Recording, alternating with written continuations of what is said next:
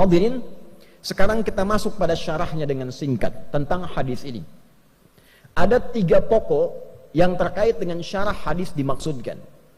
Yang pertama, tipikal seorang muslim belajar dari ilmu sanad pada hadis ini, tersambung sanadnya pada sahabat Usamah bin Zaid radhiyallahu taala anhuma jami'an.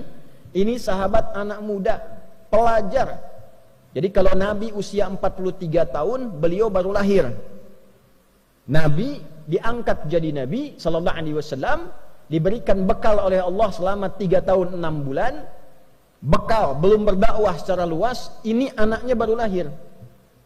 Nabi berdakwah, tinggal di Mekah kurang lebih berdakwah.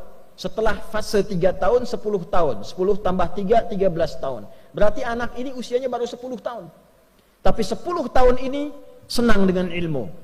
Membersamai Nabi sallallahu alaihi wasallam, belajar kepada Nabi, belajar dengan benar, belajar Qur'annya, belajar salatnya. Yang hebat, anak ini sampai ingin tahu kebiasaan Nabi.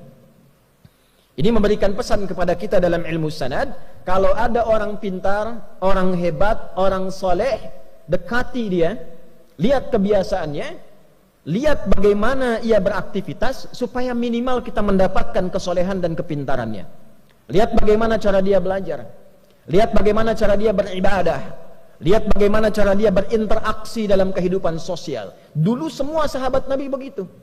Yang ingin dapat percikan berkah ilmu dari Nabi, maka mereka akan melihat bagaimana Nabi belajar, dibimbing oleh Allah Subhanahu wa taala melalui malaikat Jibril. Itu ditiru kemudian. Ketika Nabi menyampaikan, langsung dipraktikkan. Maka hasilnya seperti sahabat Ali bin Abi Thalib radhiyallahu taala anhu, sahabat Abu Hurairah radhiyallahu taala anhu, Salman Al-Farisi radhiyallahu taala anhu, yang kecil-kecil seperti Abdullah bin Abbas radhiyallahu taala anhuma, Abdullah bin Umar radhiyallahu taala anhuma, Abdullah bin Amr bin Al-As radhiyallahu taala anhuma, termasuk sahabat Usamah bin Zaid bin Harithah radhiyallahu taala anhuma jami'an. Kalau belum dapat pintarnya, dapat solehnya.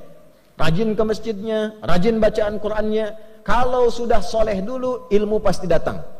Karena syarat ilmu mudah diberikan oleh Allah adalah hadirnya kesolehan dalam diri kita, mantapnya hati kita menerima cahaya. Wattaqullah wa yu'allimukumullah. Tingkatkan takwamu kepada Allah, baru Allah tanamkan, ajarkan, pahamkan pengetahuan pada diri kita.